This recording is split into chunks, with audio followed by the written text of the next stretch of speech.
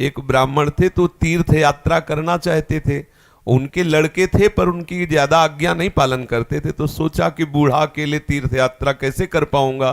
तो एक गरीब ब्राह्मण का लड़का था, उससे कहा कि भैया तू इधर उधर नौकरी के लिए भटकता, अगर तू मुझे तीर्थ यात्रा करवा दे तो मैं तेरी खान पान की व्यवस्था और धनराशि भी दे दूंगा। ब्राह्मण ने कहा चलो अच्छा है, आपके साथ तीर्थों का भी दर्शन होगा। तो जहां जहां जाना चाहते थे उन जवान ब्राह्मण बूढ़े ब्राह्मण को ले गया, तीर्थ दर्शन कराती हो। जब ब्रज धाम आया तो उसको बहुत बुखार आ गया बूढ़े को। उसने बहुत सेवा की, जैसे मतलब माता अपने बच्चे की सेवा करती है ऐसे सब सेवा की उस जवान ब्राह्मण ने। बड़ा द्रवित हुआ बूढ़ा ब्राह्मण, धनी ब्राह्मण था वो। तो गोपाल जी के दर्शन जब करने गया तो उसने कहा बेटा तुमने बहुत सेवा की है, तुम्हें क्या दे सकता हूं। मेरे एक बेटी है, बहुत सुंदर है बेटी और बहुत धन संपत्ति है, मैं तुम्हें दूंगा।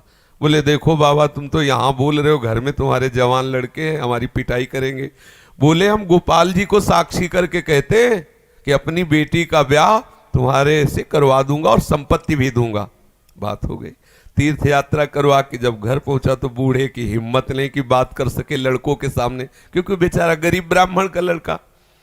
महीना भर सोचता रहा कि कभी न कभी तो सूचना दे, वो तो सूचना नहीं। तो घर गया उनके और बोला देखो बाबा आपने कहा था कि तुम्हारा, तो लड़कों ने धक्का लगाया और दो चार थप्पड़ लगाए कि तेरी सामर्थ्य क्या है कि तू मेरी बहन से ब्याह करने की बात सोच सके। बोले नहीं बाबा ने कहा था। अब लड़कों की वो स्वरूप देख करके बाबा बदल गए। उनका हमें नहीं याद है कि हमने कुछ कहा था। अब उसने कहा अरे नहीं तुमने तो गोपाल जी के सामने कहा था। उनका हमें याद ही नहीं कि हमने तुमसे कुछ कहा है। पीट के भगा दिया। अब उस लड़के को इस बात का बुरा लगा कि तीर्थ यात्रा करके आया और कह रहा कि मुझे याद नहीं है। अब मैं अपनी तरफ से तो कहा नहीं था ब्याह करने की, और इसने हमारा अपमान भी करवाया, अब तो ब्याह करके ही रहेंगे। उसके जिद चढ़ गई। उसने पंचायत बुलाई और पंचायत में कहा कि इसने हमें तीर्थ यात्रा के लिए प्रेरित किया, तीर्थ यात्रा ले गया, मैंने इसकी सब सेवा की, इसने ठाकुर जी के सामने मेरे ब्याह की बात कही। तो बोले कोई और गवाही दो तब बात बनेगी। बोले गवाही में तो केवल हम ही और ये बुढ़ा और ठाकुर जी थे। तो बोले अब भाई गवाही तो दो में क्या, तुम जो कह रहे हो कि इन्होंने कहा वो कह रहे नहीं कहा, तो तीसरा चाहिए। वो तीसरे में तो ठाकुर जी थे। तो बोले अगर गवाही दे दें तो ब्याह हम जबरदस्ती करवा देंगे। पंचायत पहले लगती थी गांव में, जैसे होता है ना न्यायालय, तो छोटा मोटा न्यायालय समझो गांव का, पंच लोग जो निर्णय कर देते थे फिर वही होता था।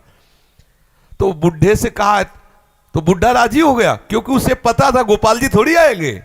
उसने कहा अगर गोपाल जी कह दें पंचों के बीच में आके कि हाँ हमारे सामने ब्याह की बात हुई थी, तो अब किसी की बात नहीं मानेंगे, हम ब्याह कर देंगे।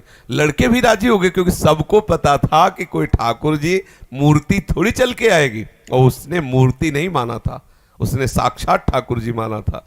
आया वृंदावन और ठाकुर जी का शयन हो गया था।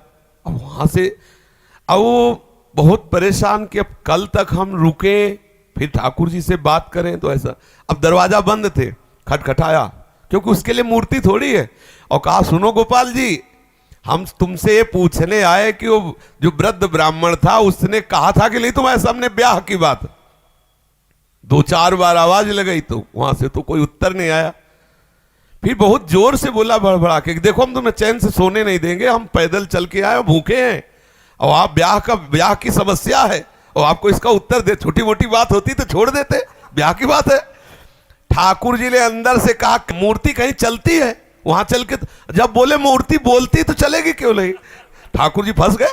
ठाकुर जी ने अंदर से कहा कि कहीं मूर्ति वहां जाके थोड़ी उड़ीसा में वहां जाके साक्षी थोड़ी देगी, मूर्ति चलती थोड़ी है। बोले महाराज जब मूर्ति बोलती है तो चलेगी क्यों नहीं। अब ठाकुर जी विवश हो गए। ठाकुर जी बाहर निकल के आए और सब सेवक लोग सुला के गए थे।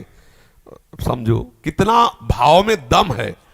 उसने देखा बहुत सुंदर गोपाल जी साक्षात ठुमुक ठुमुक कर करके आए, नौ किशोर। बोले देखो हम चलने के लिए तुम्हारे भाव के कारण राजी तो है, लेकिन भोग राग की व्यवस्था, क्योंकि हम वृंदावन के ठाकुर, हमें तो चक माल चाहिए, हमको चना चवेना में तो रुकने वाले हैं नहीं, रबड़ी गुलाब जामुन ये सब चक्कर चाहिए। तो बोले देखो कुछ रुपया तो है, अब शादी का चक्कर, इसलिए व्यवस्था तो तुम्हारी बनाएंगे ही हम। तो बोले कैसे चलोगे? बोले चलेंगे तो हम पैदल ही, आगे आगे तुम चलना, पीछे पीछे हम चलेंगे, थोड़ी थोड़ी देर में कुछ भोग लिए रहना, हमको भोग लगा देना। बोले अब हम चले और तुम आ रहे हो कि नहीं आ रहे हो ये मुझे कैसे पता चलेगा? बोले नूपुरों की ध्वनि तुम्हें सुनाई देगी, अगर पीछे मुड़ के देख लिया तो जहां से मुड़ोगे वही हम खड़े हो जाएंगे, आगे नहीं चलेंगे। बात तय हो गई, चल दिए ठाकुर जी। अब आप देखो क्या मूर्ति है।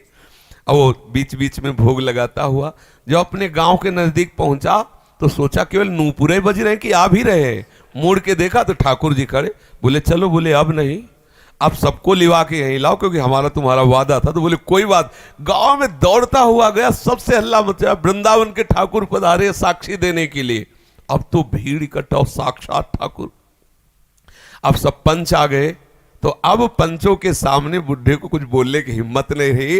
ठाकुर जी ने सबके सामने उस भक्त की वचन रक्षा के लिए बोले और कहा हमारे सामने का ब्याह हुआ। अब आप सोचो, अगर ये कोई बात सतयुग की नहीं है, ये बात सतयुग की नहीं है, ये कलयुग की ही बात है। हमारी श्रद्धा, हमारा विश्वास, जैसी हम भावना, अगर ठाकुर को मान लिया कि मूर्ति है तो मूर्ति ही रहेंगे। अगर मान लिया कि हम भले नहीं समझ पा रहे लेकिन हमारे ठाकुर है, तो एक दिन वो समझा देंगे कि वो ठाकुर है। जो छवि हम देख रहे हैं, राधा बाबा के पास भी ऐसी छवि थी। तो राधा बाबा से ठाकुर जी बात करते थे, ठाकुर जी मुस्कुराते थे, और हमारे सामने छवि, क्योंकि हम उन्हें फोटो मानते हैं। कभी फोटो और ये बात ना माने कि मूर्ति वो साक्षात है, ऐसी भावना करे तो अनुभव में आने लगेगा कि ठाकुर साक्षात है। जी।